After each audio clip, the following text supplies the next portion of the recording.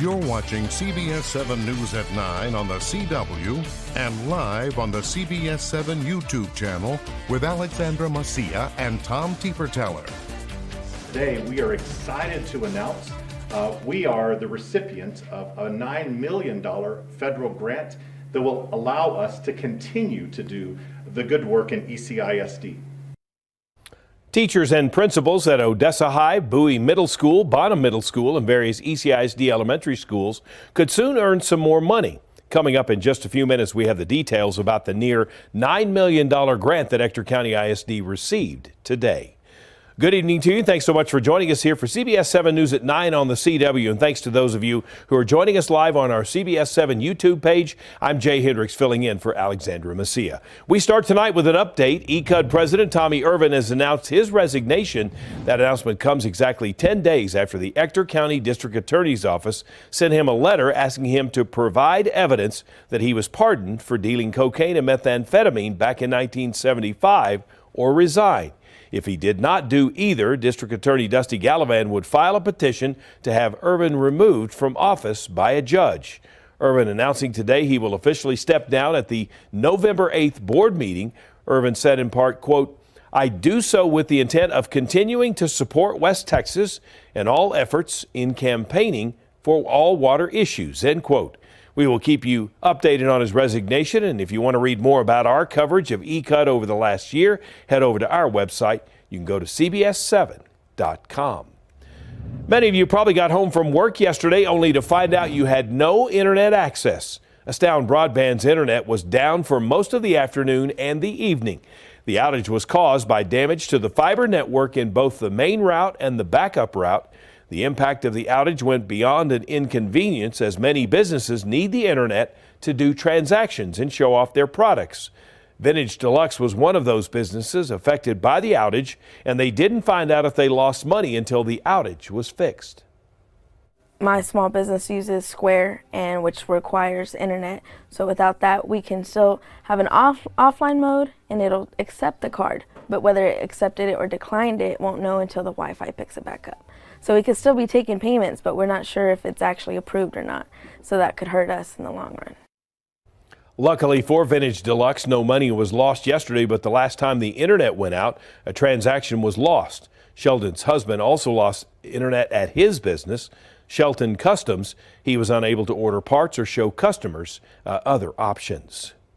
Day 3 of the Permian Basin International Oil Show wrapped up today. Many exhibitors say this week was good for networking with other companies and learning more about the market. One of the booths at the show is Streamflow. They're based out of Houston, but also work in Longview and Midland. They focus on pipeline technology, wellheads, valves, and other types of services. Even though they have an office in Midland, they'd never been to the show across town. It's been fun. I mean, it's exciting to be able to demonstrate our new wellhead technology. It's exciting to network with other colleagues and other service companies within the region. So it's an opportunity for us to showcase what Streamflow brings and what we have to offer to the service industry. Clifford, like many other energy companies, are having trouble explaining their services and equipment over the phone, which is a demonstration of how advanced technology works in person, that is, which makes their sales pitch even stronger. We're going to talk your weather forecast now. It was a warm day today. Looks like that warming trend going to continue. We're headed into the weekend. Chief Meteorologist Tom Teeper-Teller joined us now. Great weekend ahead? Yeah, it does look like it's going to be a great weekend, but the temperatures are going to be a little on the warm to hot side. Let's go ahead and take a look at today. Temperatures, a big improvement over yesterday where we were seeing record highs, mid-80s, still running about 5 degrees above where we should be this time of the year. Taking a look outside, pretty quiet in Fort Stockton, 73 degrees now, lower 70s across the Permian Basin, but much cooler over towards Big Spring. We're now down to 65 there, 64 over towards the Hobbs vicinity, and kind of on a temperature roller coaster a little bit. We're going to go back up some, nearing 90 it looks like, especially tomorrow and into Saturday before high clouds from a tropical system in the eastern Pacific, a hurricane, brings in all this Gulf moisture, I should say Pacific moisture, and that's going to start to cool things off quite a bit next week. Also bring some much needed rain back to our forecast. In your education news, teachers and principals at Odessa High, Bowie Middle School, Bonham Middle School, and other elementary school campuses could soon earn some more money. In fact, in 2019, ECISD began the school year with 250 open teacher positions. Fast forward to this year, the district began the year with only 36 open teacher positions. This drastic improvement is thanks to 4 years of incentives and investments in local educators. Those investments have paid off for the district as they are now the recipients of a $9 million federal grant. ECISD says they will use these funds to continue to develop and reward teachers through an initiative that they are calling LEAP, or Leadership for Actors Accelerated Performance. This takes that to another level. This program works for both our principals and teachers of our highly effective campuses. These highly and most effective teachers and principals will be able to earn additional compensation. Through the LEAP program, teachers will be able to earn up to $15,000 annually and principals up to $30,000 annually, in addition to incentives they are already earning. This new program is all thanks to investments made by the Permian Strategic Partnership. These smaller investments that we made over the past 4 years have now paid off in a $9 million way. And this is the exact kind of model that PSP looks for when we look to make investments. ECISD is one of only 29 school districts in the United States to receive this grant. For a list of all of the schools that benefit from the initial LEAP rollout, you can visit our website, CBS7.com. The Ector County Sheriff's Office observed a drone demonstration today and are now considering buying the new piece of equipment to help them better to protect and serve. You're looking at the Dragonfish wing drone. It has a 2-hour flight time and an 18-mile range. The Sheriff's Office hasn't bought the drone yet, but Sheriff Mike Griffiths says there are many advantages to having it in the ECSO arsenal. If we have a suspect out in the field or such as that, these have the capability, especially at night. It's got a thermal camera which will detect heat, similar to a FLIR. But we will more readily, more rapidly catch those people who are out there we're looking for. Sheriff Griffiths says the drone would be able to help get vantage points for fires and keep an eye on deputies and other law enforcement officers working in the field. The drone would be bought using donations and seized funds. The Odessa Recycle Fashion Show is tomorrow, and one of the judges is teaching students at New Tech Odessa about the importance of recycling. In fact, the initiative program started 2 years ago when the school staff noticed that a lot of water bottles were being thrown away. She spread the message to her students and to parents to recycle. She teaches her class that recycled materials can be made into fashion. They can do to change the community out there, that they're actually to protect their community for the future. It just becomes a very normal lesson. Rivera will also be a judge for the upcoming Recycling Fashion Show. This is the second year that she will be a judge. Complex Community Federal Credit Union celebrated International Credit Union Day by giving back to the community. Employees across the Permian Basin spent the day dropping off care packages to first responders, hospitals, and other nonprofits. Well, it's good to, they're giving back every day, and we get a chance to take one day to give back. They reached out, they were out and about, I should say, in Midland, Odessa, Andrews, Big Spring, Monahans, and in Lubbock. President Biden addressed the American people from the Oval Office tonight, the day after his wartime visit to Israel. CBS News correspondent Tina Kraus reports from Tel Aviv. President Biden delivered a rare primetime Oval Office address focusing on the wars in Israel and Ukraine. The assault on Israel echoes nearly 20 months of war, tragedy, and brutality inflicted on the people of Ukraine. Making sure Israel and Ukraine succeed is vital for America's national security. As the president prepares to ask Congress for billions of dollars in military assistance for both countries, he stressed the need to keep money flowing to the U.S. allies. The president's plea comes the day after his 7-hour visit to Israel. In Israel, I saw people who are strong, determined, resilient, and also angry, in shock and in deep, deep pain. In Tel Aviv Thursday, sirens wailed, warning again of incoming rockets from Gaza. The fate of more than 200 hostages forced into Gaza during Hamas's October 7th attack remains uncertain. 30 children are among those kidnapped. As I told the families of Americans being held captive by Hamas, we're pursuing every avenue to bring their loved ones home. Inside Gaza, water, food, fuel, and medicine are running dangerously low, with the coastal enclave cut off from deliveries. I'm calling for an immediate humanitarian ceasefire. For nearly 2 weeks. On Egypt's side of the border, trucks carrying aid to civilians could start to move soon after the U.S. helped broker a deal to allow 20 trucks to cross into Gaza. Israeli Prime Minister Benjamin Netanyahu rallied forces ahead of an expected ground invasion, telling troops, "We're going to win with full force. Are you ready?" Yes! Yes, they shouted back. Tina Kraus, CBS News, Tel Aviv. Seeing the writing on the wall that he didn't have enough votes, Congressman Jim Jordan agreed to cancel a third round of voting for the House Speaker's race for now. But House Republicans are still at odds over what to do next. Natalie Brand has the latest from Capitol Hill. Will you be Speaker by the end of the day? Ohio Congressman Jim Jordan says he's not bowing out of the House Speaker's race, but is calling for a timeout. Jordan is now backing a plan to give Speaker pro tem Patrick McHenry expanded power to preside over the House. Are you disappointed to see Mr. Jordan supporting this idea? Yeah, absolutely. We voted for him to be our Speaker nominee.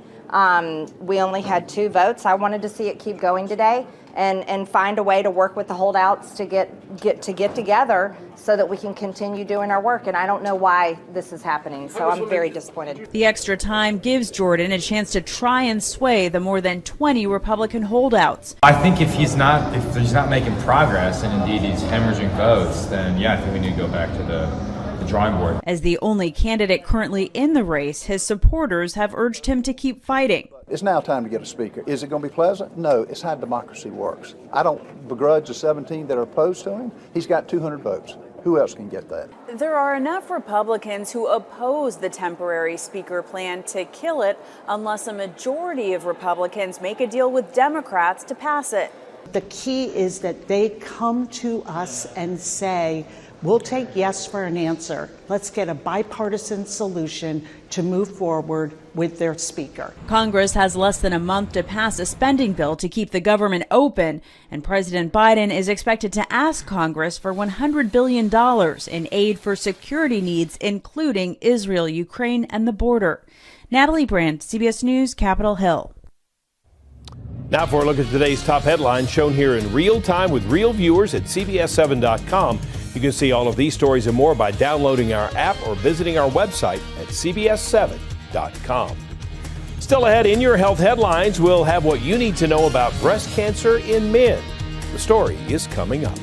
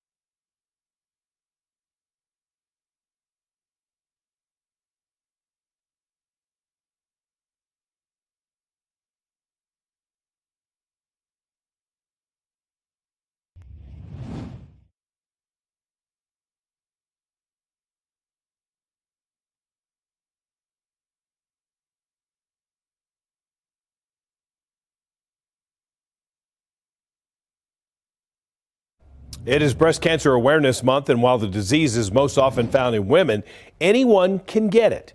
The American Cancer Society estimates that 530 men will die of breast cancer this year alone. Madeline Wright introduces us to a survivor who wants other men to know the symptoms. Think quick. Attaboy. That's better. 45-year-old Juan Namnen says the best part about coaching is the relationship with his team. I knew that I wanted to have an impact like my coach had on me.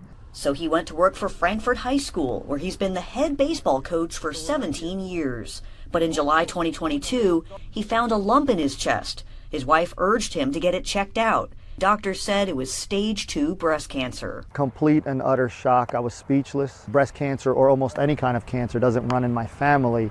According to the CDC, 99% of breast cancers diagnosed in the U.S. are found in women. 1% are found in men. Experts say anyone can get the disease, and it can easily go undetected. Unlike for women, there is no breast cancer routine screening for men. Namnen had to get a double mastectomy. Cancer was a big hit to him and his players. So sad, I'd be crying, actually.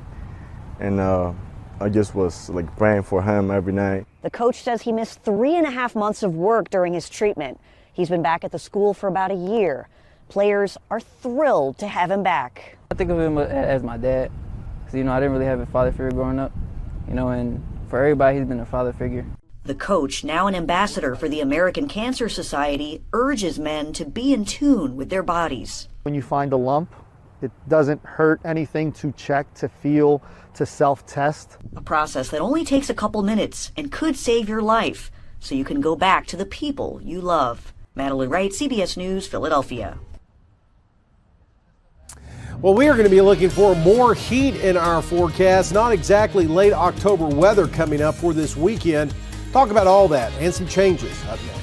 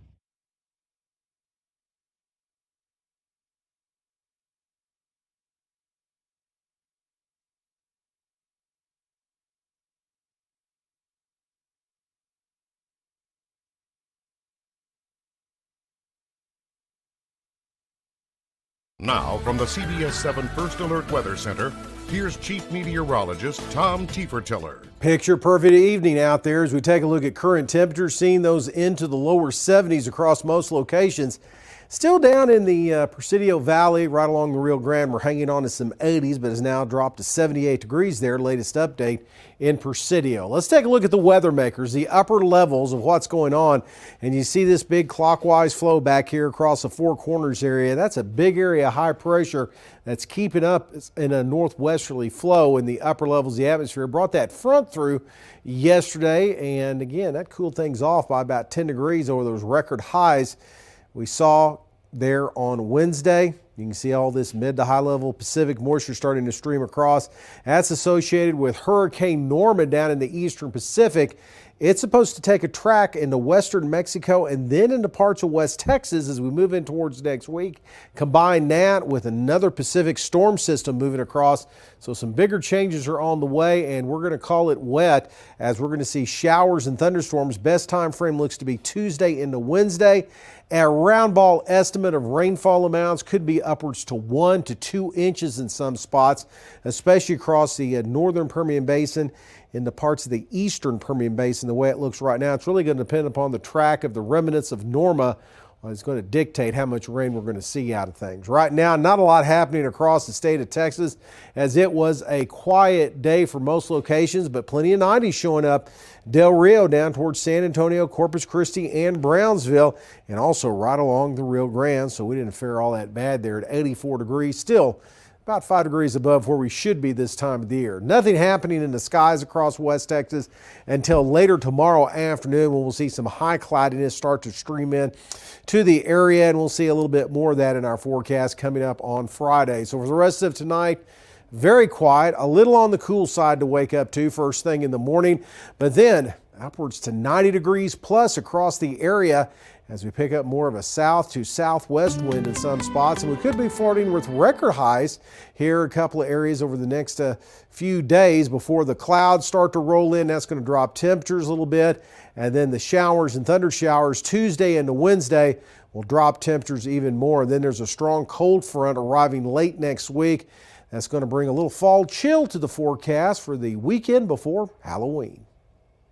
Still ahead, inflation remains too high and home sales are dropping. We'll have the latest up next in your consumer news.